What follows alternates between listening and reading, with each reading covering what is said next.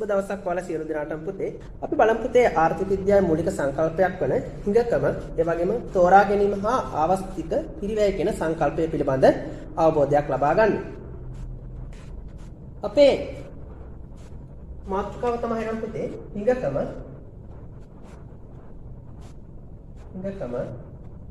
තෝරා ගැනීම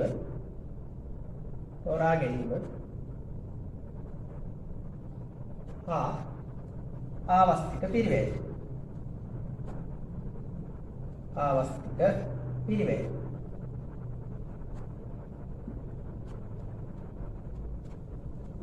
මේ ආර්ථික විද්‍යාව විෂයේ මූලිකම සංකල්පයක් තමයි මේ හිඟකම කියන්නේ. මේ හිඟකමත් එක්ක බැඳිලා යන එකක් තමයි පුතේ මේ තෝරා ගැනීම. ඒ වගේම මේ ආවස්තික පිරිවැය කියලා කියන්නේ.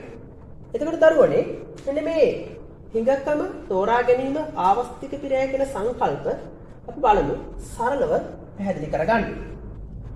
අපි බලමු එහෙනම් හිඟකම කියන්නේ මොකක්ද කියලා පුතේ. හිඟකම කියන්නේ මොකක්ද කියලා.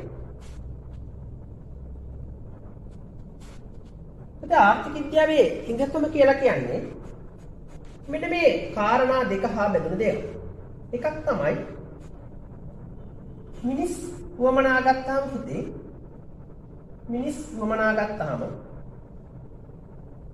ඔබ ඉගෙනගෙන තියෙන ආර්ථික විද්‍යාවේ මුලදීම අසීමිතයි කියලා.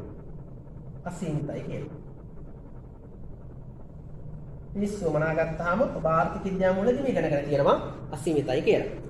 ඔබට තියෙන වමනාවන් ගණන් කරලා ඉවර කරන්න බෑ පුතේ. කෙලවරක් නෑ ඔබට අද දවසේ තියෙන වමන. ඔබට එක වමනාවක් ඉටු කරගන්නකොට තව වමනාවක් ඇති වෙනවා. එනිසා අපි කියනවා මිනිස්සුන්ට තියෙන උවමනා සෑම සමාජයකම ඉන්න මිනිස්සුන්ට තියෙන උවමනා පුතේ අසීමිතයි.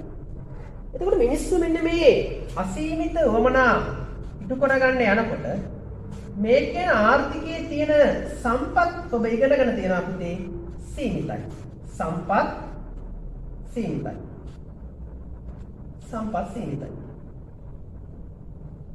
එහෙනම් පුතේ ආර්ථිකයක තියෙන මිනිස්සුන්ගේ වමනා සීමිත වෙනකොට තියෙන සම්පත් නමුත් සීමිතයි. එතකොට මෙන්න මේ අසීමිත මිනිස්සු වමනා මෙන්න මේ සීමිත සම්පත් ටිකෙන් තමයි මිනිස්සු මොනවා කරගන්න ඕනේද? සපුර ගන්න ඕනේ. ඕනෑම ආර්ථිකයක ඔබ දන්නවා මේ කියන ආර්ථික සම්පත් භූමිය, ශ්‍රමය, ප්‍රාග්ධනය, සායකත්වය. මේ ආර්ථික සම්පත් ඕනෑම ආර්ථිකයක පුතේ සීමිත සම්පත්. එතකොට මෙන්න මේ සීමිත සම්පත් වලින් මිනිස්සුන්ගේ මෙන්න මේ කියන අසීමිත වමනා. අපේ අසීමිත වමනා. ඉටු කරගන්න යනකොට පුතේ තියෙන ගැටලුව තමයි අපේ වමනා අසීමිත හින්දා.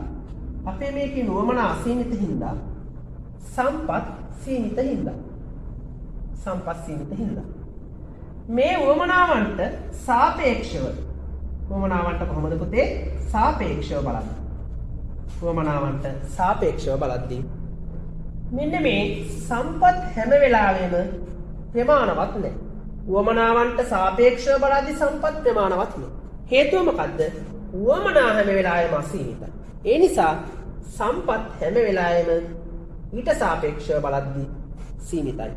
එනිසා ආර්ථික විද්‍යාව පුතේ හිඟකම කියලා කියන්නේ මෙන්න මේ සමාජයක ජීවත් වෙන මිනිසුන්ගේ වමනා අසීමිත වීමත් ඒ වමනා සපුරා ගැනීමට තියෙන සම්පත් සීමිත වීමත් නිසා මිනිසුන්ගේ වමනාවන්ට සාපේක්ෂව බලනකොට සම්පත් ප්‍රමාණවත් නොවීමට තමයි පුතේ ආර්ථික විද්‍යාවේ හිඟකම කියලා කියන්නේ. එහෙනම් ආර්ථික විද්‍යාවේ මේ කියන හිඟකම ඇති වෙලා තියෙන්නේ මෙන්න මේ කියන කාරණා දෙක නිසා නේද? මේ කියන කාරණා දෙක නිසා. මොකද්ද? ආර්ථික විද්‍යාවේ මේ කතා කරන හිඟකමක් පුතේ ඇති වෙලා තියෙන්නේ මිනිස්සු වමනා මොනවා වීමද? මිනිස්සු වමනා අසීමිත වීම.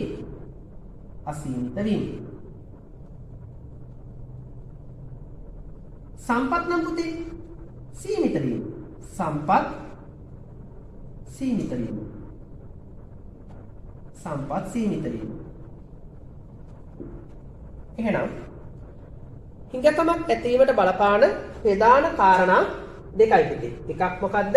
මිනිස් වමනා අසීමිත වීම, අනිත් එක සම්පත් සීමිත වීම. ඒ නිසා මේ අසීමිත වමනා මේ සීමිත සම්පත් වලින් සපුර ගන්න යද්දී මේ කියන වමනාවන්ට කොහොමද පුතේ සාපේක්ෂව සම්පත් ප්‍රමාණවත් නැහැ. ඇයි හැම වෙලාවෙම වමනා එන්න වර්ධනය වෙනවා අසීමිත වෙනවා. හරි? ඒ නිසා අපි ඒකට කියනවා ආර්ථික විද්‍යාවේ හිඟකම කියලා. එහෙනම් පුතේ ආර්ථික විද්‍යාවේ හිඟකම කියලා කියන්නේ මොකද්ද? එහෙනම් ආර්ථිකයේ හිඟකම කියලා කියන්නේ හිඟකම යනු මොකක්ද? ආර්ථික විද්‍යාවේ හිඟකම යනු මොකක්ද? ආර්ථික විද්‍යාවේ හිඟකම යනු එහෙනම් අසීමිත මිනිස් වමනාවන්ට සාපේක්ෂව මොකද්ද? අසීමිත මිනිස් වමනාවන්ට සාපේක්ෂව වමනාවන්ට සාපේක්ෂව මොනවා කරගන්නද? ඒවා සපුරා ගැනීමට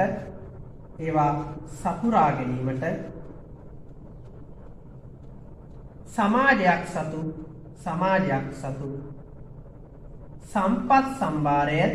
සම්පත් සම්භාරය ඊට සාපේක්ෂව මොනවද පුතේ මේකේ වමනාවන්ට සාපේක්ෂව ඊට සාපේක්ෂව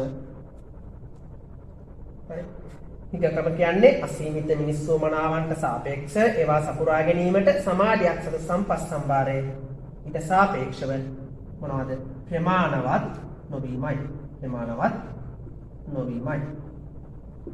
පළවෙනි භාගයට අහනවා හිඟකම යනුවෙන් අදහස් කරන්නේ මොකක්ද කියලා නම් අසීමිත මිනිස් වමනාවන්ට සාපේක්ෂව ඒවා සපුරා ගැනීමට සමාජයක් සතු සම්පත් සම්භාරය ඊට සාපේක්ෂව ප්‍රමාණවත් නොවීම පුතේ අපි කියනවා හිඟකම කියලා. එතකොට අපිට මෙහෙම ප්‍රශ්නයක් එන්නට පුළුවන්. එහෙනම් මේ දවස්වල වෙනද පොලේ. කිරිපිටි හිඟයකුත් තියෙනවා නේද? ආයෙත් මෙහෙම ප්‍රශ්නයක් එන්නට පුළුවන්.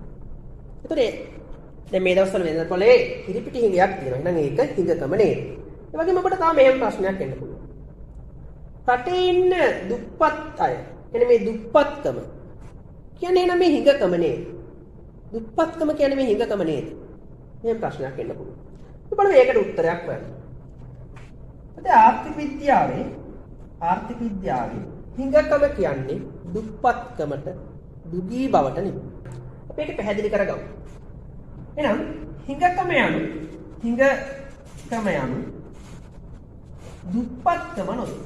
දුප්පත්කම නොවේ. ඇයි පුතේ එහෙම කියන්නේ? තමයි හිඟකම යනු දුප්පත්කම නොවේ. ඔබ දන්නවා දුප්පත් පුද්ගලයෙක් එවැගේම පොහොසත් පුද්ගලයෙක් ධනවත් පුද්ගලයෙක් නැත්නම් පොහොසත් පුද්ගලයෙක්. ඒකට හේතුව තමයි මේ දෙන්නගෙම පුතේ තියෙන මොනවද? උවමනා. මේ දෙන්නගෙම තියෙන උවමනා කොහොමද පුතේ? මේ දෙන්නගෙම උවමනා අසීමිතයි. දැන් ඔබ බලන්න ලෝකේ ඉන්න ධනවත්ම කෙනාගේ උවමනා සීමිතයිද නේද? ඔහු තව ඔහුට උවමනා ඇති වෙනවා. ඒ කියන්නේ ඔහුගේ උවමනාවන් වල ඔහුගේ ආසාවන් වල කෙලවරක් නැහැ. නිසා පුද්ගලයන්ගේ මෙන්න මේ උවමනාවන් සීමිත වෙන්නේ හැමදාටම අසීමිතයි. උවමනාවන් අසීමිතව පවතින තාක් කල් පුතේ ඒ නිසා මෙන්න මේ කියන සම්පත් ඊට සාපේක්ෂව ප්‍රමාණවත් වෙන නිසා හිඟකම කියන එක තුරන්නේ නැහැ. ඒ නිසා මේ දුප්පත් පුද්ගලයාගේ උවමනා අසීමිත නම් පොහොසත්ම ධනවත්ම පුද්ගලයාගේ උවමනා අසීමිතයි නම් පුතේ මේ කියන දුප්පත් පුද්ගලයාටත් පොහොසත් පුද්ගලයාටත් කියන දෙන්නටම මෙන්න මේ හිඟකම කියන ප්‍රශ්නයට මොනවද වෙනවද? මුහුණ දෙන්න සිද්ධ වෙනවා.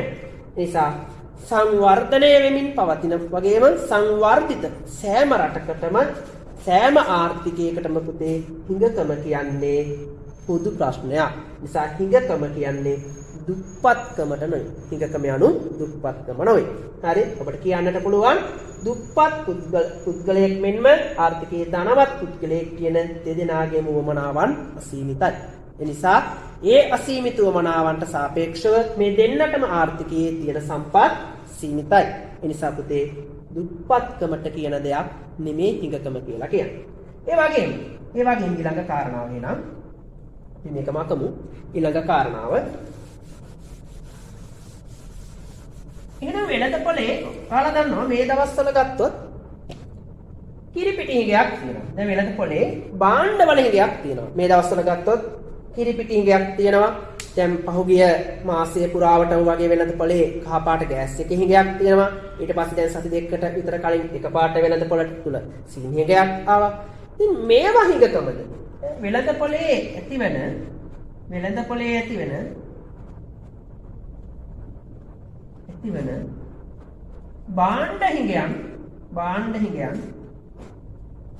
භාණ්ඩ හිඟයන් හිඟකම ලෙස අදහස් කරනවා. වෙළඳපොලේ ඇතිවන භාණ්ඩ හිඟයන් හිඟකම ලෙස අදහස් කරනවා. උත්තරේ මොකක්ද පුතේ? නැත. උත්තරේ මොකද්ද? නැත. ඇයි පුතේ නැත්තේ? වෙළඳපොලේ ඇති භාණ්ඩ හිඟයන් හිඟකම ලෙස අදහස් කරන්නේ නැත්තේ ඇයි? අපි හිඟකම කියන්නේ මොකක්ද පුතේ?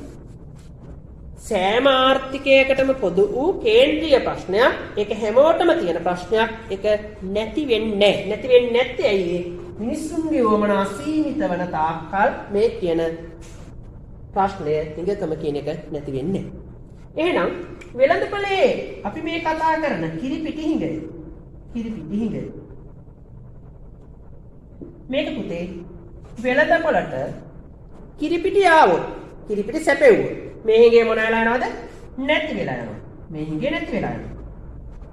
වෙළඳපොළට ගෑස් ආවොත් ගෑස් හිඟේ නැති වෙලා යනවා. වෙළඳපොළට සීනි ආවොත් ඔබට මතක ඇති ඇයි වෙළඳපොලේ සීනි තිබ්බේ නැත්තේ? සීනි මිල ඉහළ ගියේ. වෙළඳපොලේ සීනි හිඟයක් ඇති උනේ ඇයි? වෙළඳපොළට සීනි සැපෙවුම ආවේ නැහැ.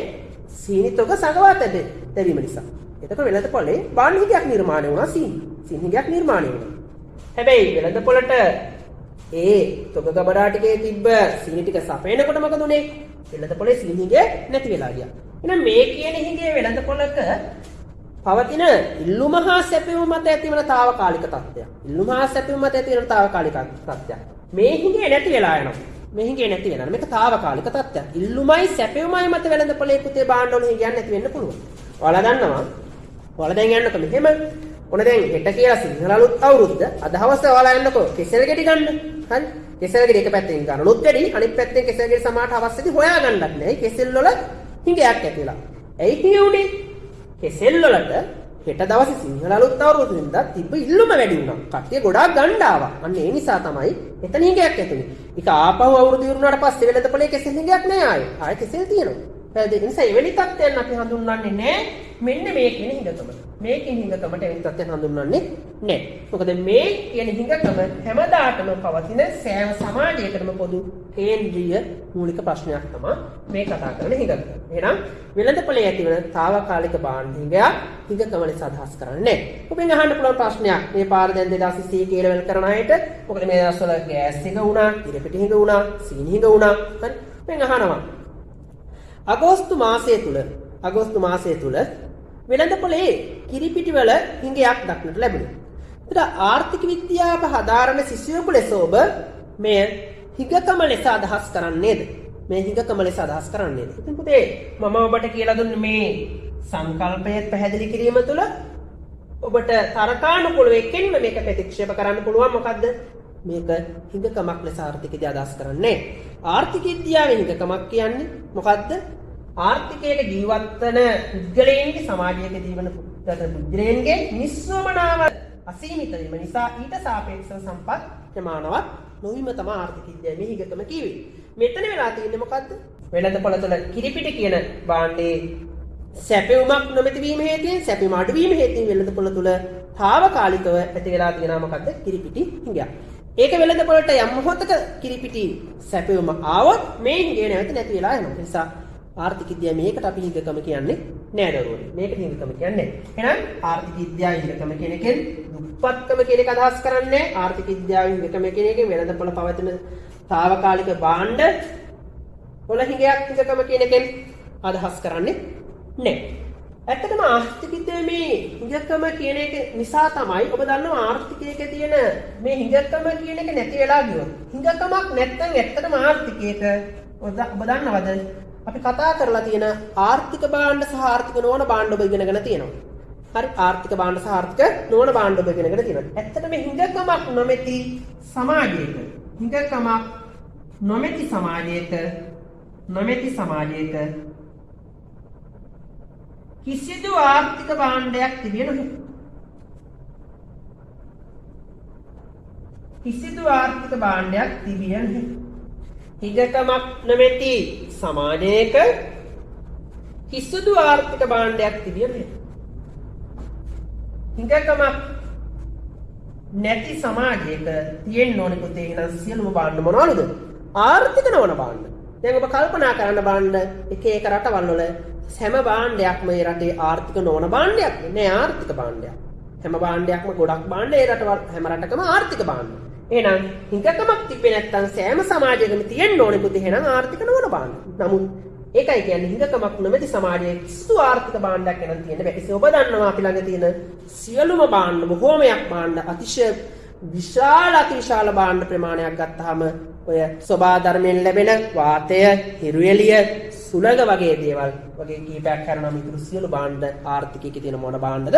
ආර්ථික භාණ්ඩ වෙනවා. ඒ නිසා අපි කියනවා හිඟකමක් නොමැති සමාජයක කිසිදු ආර්ථික භාණ්ඩයක් එනම් තියෙන්න බෑ. ඒ වගේම අපිට මෙහෙම හිතෙන්නට පුළුවන්. මේ හිඟකම කියන එක නැති කරගන්න බැරිද? සම්පත් අර පිරිමැස්යෙන් පාවිච්චි කරනවා. සම්පත් අර පිරිමැස්යෙන් පාවිච්චි කරොත් හිඟකම කියන එක නැති කරගන්න බැහැ. ඒකටත් උත්තරේ පුතේ සම්පත් අර පිරිමැස්යෙන් භාවිතා කරත් හිඟකම කියන එක නැති වෙන්නේ නැහැ. සම්පත් අර පිරිමැස්යෙන් භාවිතා කරනවා කියලා කියන්නේ පුතේ එතන තියෙන්නේ මොකද්ද? කාර්යක්ෂමතාවය. එතන තියෙන්නේ මොකද්ද? කාර්යක්ෂමතාවය. සම්පත් අර පිරිමැස්යෙන් භාවිතා කරොත් අපිට පුළුවන් කාර්යක්ෂමතාවය ළඟා කරගන්න. හැබැයි හිඟකම කියන එක නැති වෙන්නේ නැහැ. මොකද හිඟකම කියන එක ඇතුලේ තියෙන්නේ වෙන කාරණාවක්. මිනිස්සුවමනා අසීමිත වීම හා සම්පත් සීමිත වීම සම්බන්ධ කාරණාවක්. එතකොට සම්පත් අර පිරිමැස්යෙන් භාවිතා කිරීම කියන සංකල්පය ඇතුලේ තියෙන්නේ මොකද්ද? ඒක නෙමෙයි කාර්යක්ෂම භාවිතයක් ගැන එතකොට කතා කරන්නේ. සම්පත් අර පිරිමැස්යෙන් භාවිතා කරොත් අපිට පුළුවන් කාර්යක්ෂමතාවයක් ළඟා කරගන්න හිඟකම නැති කරගන්න බෑ. ඇයි? මිනිස්සුවමනා අසීමිත වීම නැති වෙලා නැහැ. ඒ නිසා සම්පත් අර පිරිමැස්යෙන් භාවිතා කරත් කාර්යක්ෂමතාවය කියන එකට ලං වුණාට හිඟකම කියන එක නැති වෙන්නේ නැහැ.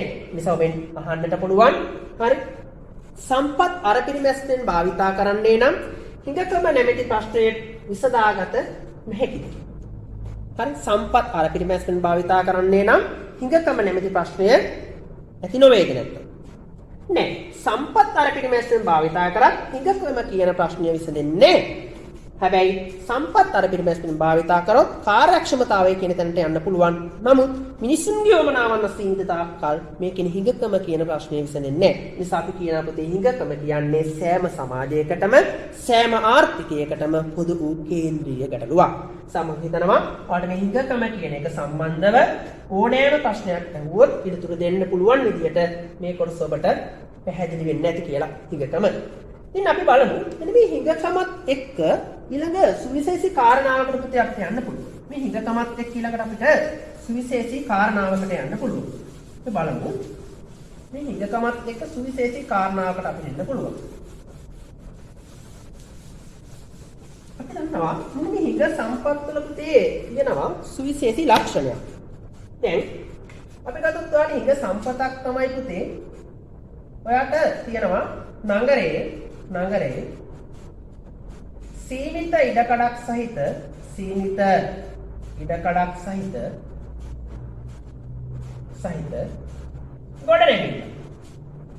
ගොඩනැගිල්ල. ඒක පුතේ ඔයාලට හිඟ සම්පතක්.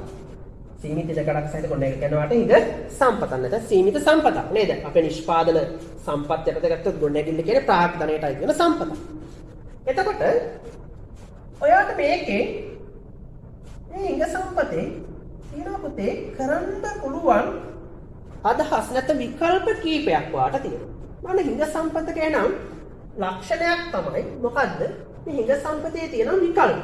ඔයාට හිතනවා මේ හිඟ සම්පත යොදාගෙන මේ කියන සීමිත ඉඩකඩක් සහිත මේ ගොඩනැගිල්ල ඔයාට හිතෙනවා කුලියට දෙන්න ඕනේ කාටවත්. මේක ඔයාට හිතනවා කුලියට දෙන්න.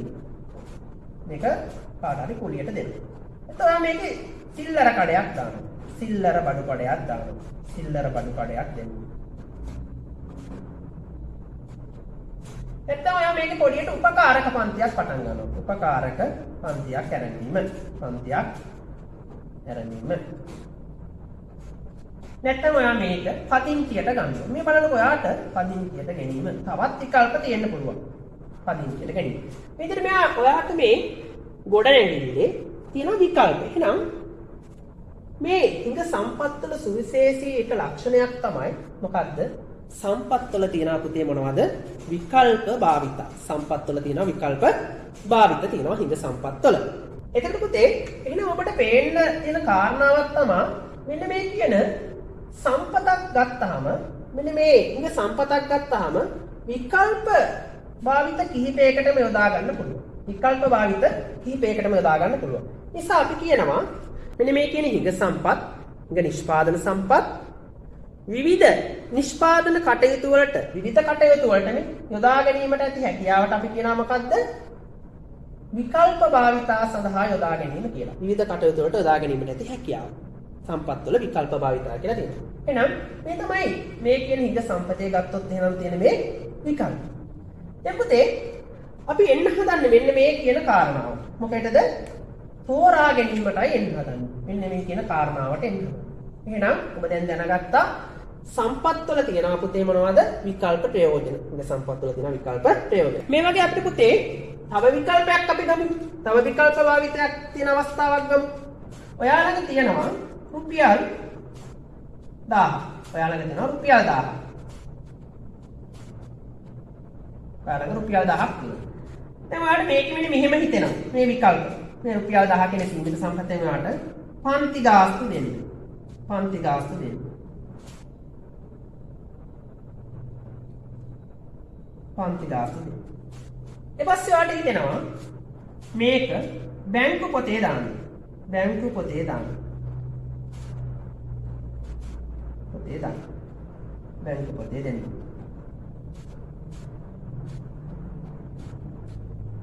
ඔයාලට හිතෙනවා යාළුවෙකුට ණයට දෙන්න. යාළුවෙකුට ණයට දෙන්න. ඒකට වඩා විකල්ප ගොඩාක් තියෙනවා. තියෙන්නේ 1000යි. හිඟ සම්පත. ඔයාලට හිතෙනවා ඇඳුමක් ගන්න. ඇඳුමක් ගන්න. ඇඳුමක් මිලදී ගන්න. ඔයා ගන්න ඇඳුම අපි හිතමු රුපියල් 1000ක් එකක්. ඇඳුමක් මිලදී ගන්න. එතකොට මේ විකල්ප තියෙනවා. ඉතින් පුතේ ඔයාට මේ වැඩේ කරන්න මේ හැම එක පන්ති ගාස්තු දුන්න පන්ති ගාස්තු රුපියල් 1000 තමයි දෙන්න වෙන්නේ. එතකොට ඒක විතරයි කරන්නේ. බැංකු පොතේ ඔයා 1000ම දැම්මොත් බැංකු පොතේ 1000 විතරයි දාන්නේ. යාළුවෙක් ණයට 1000ක් කියලා 1000ම දුන්නොත් ඒක විතරයි කරන්නේ. ඇඳුම මිල 1000යි 1000 තියෙනවා 1000 දුන්නොත් ඇඳුම විතරයි ගන්න. හරි. මෙතනත් මේක කුලියට දෙන්න ඕනේ නැත්නම් සිල්ලර බඩු කඩයක් ගන්න ඕනේ නැත්නම් උපකාර පන්තියකට දෙන්න ඕනේ නැත්නම් පදිංචියට ගන්න. මේ අවස්ථා විකල්ප. මේ සම්පතේ විකල්ප අවස්ථා, මේ සම්පතේ විකල්ප අවස්ථා. ඉතින් ඔයාට දැන් තීරණය කරන්න වෙනවා මෙන්න මෙහෙම දෙයක්. ඔයා මේකෙන් මොනවද කරන්නේ කියලා. හරි. අපි හිතමු මේ අවස්ථාව ඔයා තීරණය කරා කුලියට දෙන්න. මේ ගොඩනැගිල්ල කුලියට දෙන්න තීරණය කරා. කුලියට දෙන්න තීරණය. මේ රුපියල් 1000 තියෙනකොට ඔයා කියන්නේ කර රුපියල් 1000න් පන්ති ගාස්තු ගන්න තීරණය කරා. අන්න දැන් ඔබ මොකද කරේ පුතේ? මේ විකල්ප වලින් එක් විකල්පයක් යොදාගත්ත භාවිතයට ගත්තා. තෝරා ගැනීම කියලා කියන්නේ මෙන්න මේකට තමයි. මේ විකල්ප භාවිතා වලින් හිඟ සම්පත් වලින් විකල්ප භාවිතා වලින් හිඟ සම්පත් වලින් එක් විකල්පයක් පමණක් යොදා ගන්නවා. එක් විකල්පයක් පමණක් භාවිතා කරනවා. අනේ ඒකට අපි කියනවා මොකද්ද? තෝරා ගැනීම. ඒකට කියනවා තෝරා ගැනීම. මොකද්ද පුතේ එහෙනම් තෝරා ගැනීම කියන්නේ? විකල්ප භාවිතා වලින් යුක්ත හිඟ සම්පත් වලින් එක් විකල්ප අවස්ථාවක් මොනවා කරනවද? භාවිතා කරනවට අපි කියනවා යොදා ගන්නවට අපි කියනවා මොකක් කරනවා කියලාද? තෝරා ගැනීමක් කරනවා කියලා. දැන් මෙන්න මෙතන දැන් තෝරා ගැනීමක් කරා මොකද්ද? කුලියට දීම. මෙතන තෝරා ගැනීමක් කරා රුපියල් 1000 මොකක් කිරීමද? පන්ති ගාස්තු ලබා දීම. එතකොට ඔබට මෙතන එක කාරණාවක් තේරෙන්නේ නැති. මෙහෙම තෝරා ගැනීමක් ඔයාලට කරන්න උනේ මෙන්න මේ කියන කාරණා දෙක නිසා නේද? එකක් සම්පත්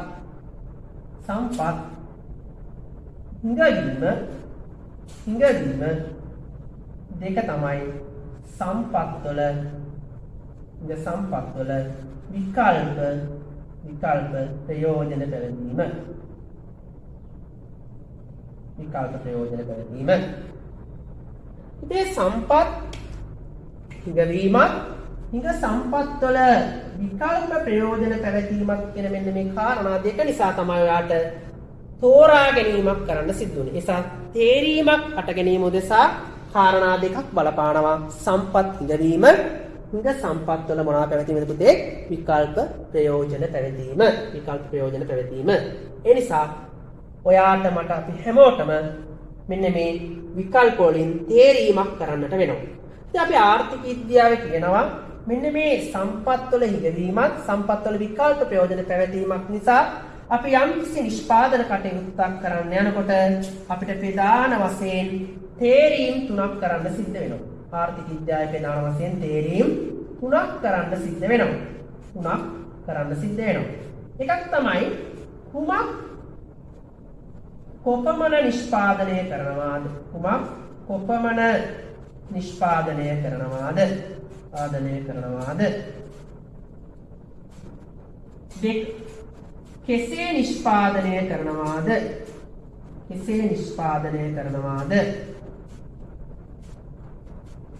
තුන කා සඳහා නිෂ්පාදනය කරනවාද?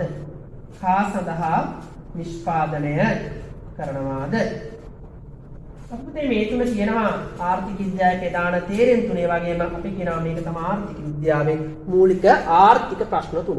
මේ මූලික ආර්ථික ප්‍රශ්න තුන ඇවිල්ලා තියෙන්නේ සම්පත් හිඟවීම සහ හිඟ සම්පත් වල විකල්ප ප්‍රයෝජන තියෙනවා. ඒ නිසා තේරීම් කරන්න වෙනවා. අපි ළඟ තියෙන දැන් ඔයාලගේ තාත්තට තියෙනවා නම් කුඹුරක් අපි හිතමු මේකේ ප්‍රමාණය අක්කරයයි කියලා. දැන් තීරණය කරන්න වෙනවා මේක හිඟ සම්පතක් අසීමිතව නැහැ. මේ කුඹුරේ මොනවද කරන්නේ? වී වගා කරනවද? මුංගට වගා කරනවද? බඩේරුග වගා කරනවද? හරි. ඒ වගේ කොච්චරක්ද කරන්නේ? ඕනතරම් ප්‍රමාණයක් කරන්න බෑනේ අක්කරය ඇතුලේ. වගා කරනවා නම් මොන හරි දෙකක්. ඒකෙන් කොච්චර දෙනවා වගා කරන්නේ? හරි. ඊට පස්සේ මේ වැඩේ කරන්නේ කොහොමද? ශ්‍රමය යොදා ගන්නවද? ප්‍රාග්ධනය යොදා ගන්නවද? මේ දෙක එකට සංයෝග කරන්නේ කොහොමද? මේ හැම සම්පතක්ම හිඟ සම්පතක්. ඊට පස්සේ මේවා හදන්නේ අපි කවුරු ඉලක්ක කරගෙනද? කා සඳහා නිෂ්පාදනය කරන්නේ. හරි. මේ මූලික ආර්ථික ප්‍රශ්න තුන කියනවා මේ තුනට මේ ප්‍රධාන තේරීම් තුනට මේක ගැන පුතේ මෙතන පැහැදිලි කිරීමක් කරන්නේ නැහැ. මේ මූලික ආර්ථික ප්‍රශ්න තුන මම වීඩියෝ එකකින් ඔයාලට වෙනම පැහැදිලි කරනවා අපේ මූලික ආර්ථික ප්‍රශ්න කියන මාතෘකාව යටතේ. ඒ නිසා මේක මතක තියාගන්න ආර්ථික විද්‍යාවේ ප්‍රධාන තේරීම් තුනක් තියෙනවා. කුමක් කොපමණ නිෂ්පාදනය කරනවද? කෙසේ නිෂ්පාදනය කරනවද? කා සඳහා නිෂ්පාදනය කරනවද කියලා ඒ තුන අපි කියන අපේ ආර්ථික විද්‍යාවේ ප්‍රධාන තේරීම් තුනට මූලික ආර්ථික ප්‍රශ්න තුන කියලා. ඒ කියන්නේ අපි වෙනම මේ මූලික ආර්ථික ප්‍රශ්න තුන ගැන මූලික ආර්ථික ප්‍රශ්න කියන කොටසින් අපි කතා කරනවා. එහෙනම් ඔන්න සම්පත්වල හිඟකම ආවා. හිඟ සම්පත්වල තිබ්බ පුතේ මොනවද? විකල්ප ප්‍රයෝජන. ඒ හින්දා අපිට තෝරා ගැනීම කියන දේ කරන්නට සිද්ධ වුණා. දැන් ඊළඟට බලන්න මෙන්න මේ තෝරා ගැනීම හැමුවේ මොකද්ද සිද්ධ වෙන්නේ කියලා. තෝරා ගැනීම හැමුවේ සිද්ධ වෙන කාරණාව අපි ඊළඟට බලමු.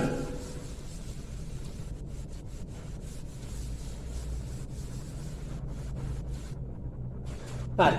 දැන් මෙහෙම තෝරා ගැනීමක් කරනකොට ඔයාලට මෙන්න මේ කාරණාව වැටහෙනවා ඇති.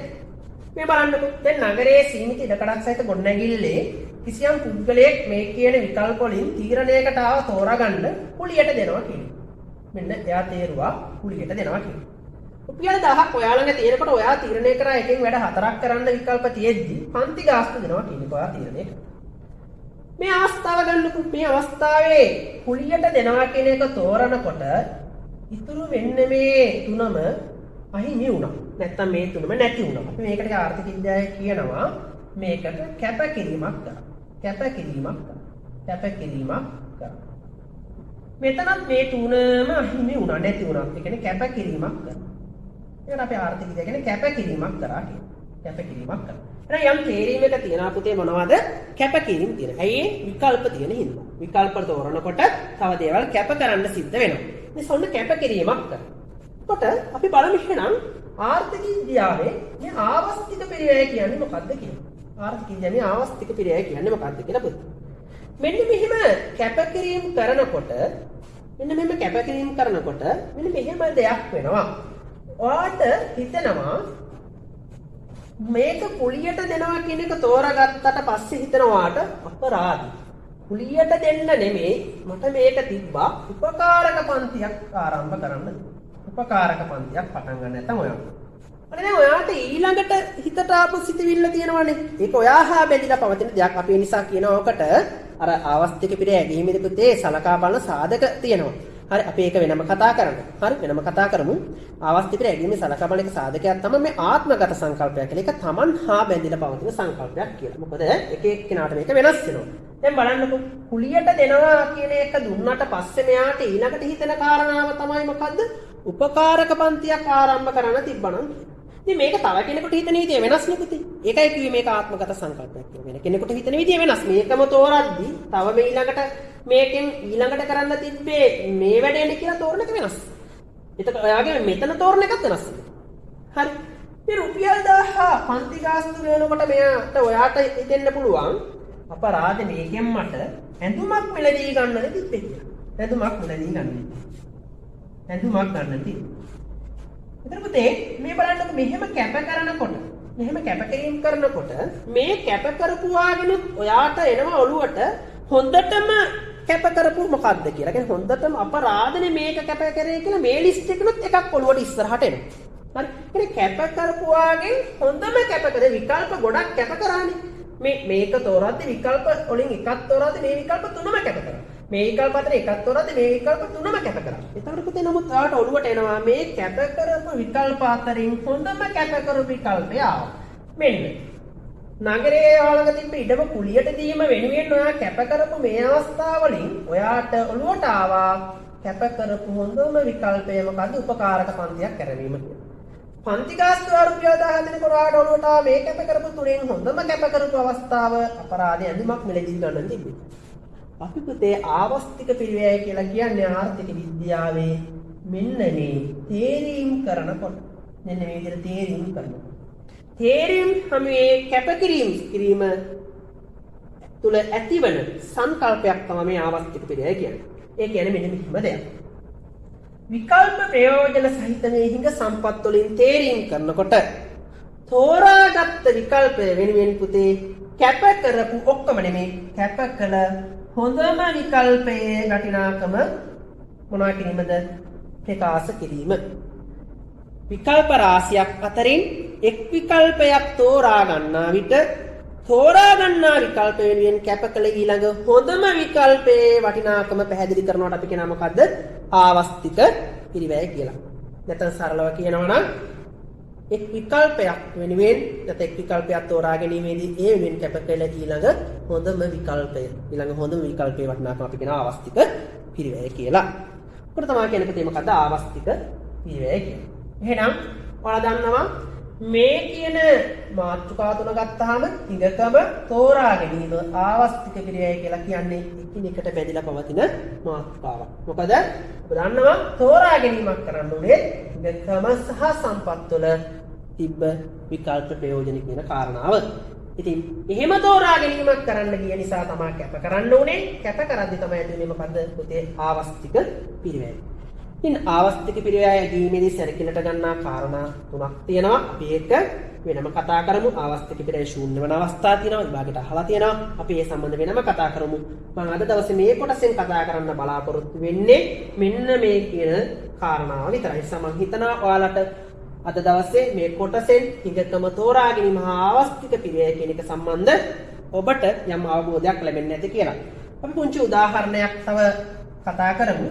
අපි හිතමු මෙහෙම මේ ආවස්තික පිරිවැය ගැන කියද්දි හිතමු අපි ළඟ බැංකුවේ තැන්පත් කරලා තියෙනවා රුපියල් ලක්ෂයක්. අපි බැංකුවේ තැන්පත් කරලා තියෙන පුතේ රුපියල් ලක්ෂයක්. මේකට වර්ෂයකට 112ක පොලි ප්‍රතිශතයක් හම්බ වෙනවා. වර්ෂයකට 112ක පොලියක් හම්බ වෙනවා. මේක බැංකුවේ ස්ථාවර තැන්පතුවක් දාලා තියෙනවා. මම දැන් මේක අරගෙන වෙන විකල්පයකට යනවා. මේ සල්ලි ටික දැන් තියෙනවා බැංකුවේ ස්ථාවර තැන්පතුවක් විදියට මම මේක අරගෙන කඩයක් දාන්න. සිල්ලර බඩු කඩයක් දාන්න. සිල්ලර බඩු කඩයක් දාන්න. කඩයක් දාන්න. මේ රුපියල් ලක්ෂය ගන්න. ඊට පුතේ සිල්ලර බඩු කඩයක් දැමීම වෙනේ මේ රුපියල් ලක්ෂය ගත්තාම ඔයාට මේකේ හොඳම කැපකිරීම වෙන්නේ ඒ කියන්නේ ආවස්තික පිරිවැය වෙන්නේ මොකද්ද? අහිමි වෙලා යන 112 මොකද්ද? පොලි ප්‍රතිශත. එහෙනම් කඩේ දැමීමේ හොඳම කැප කරපු අවස්ථාව තමයි මොකද්ද?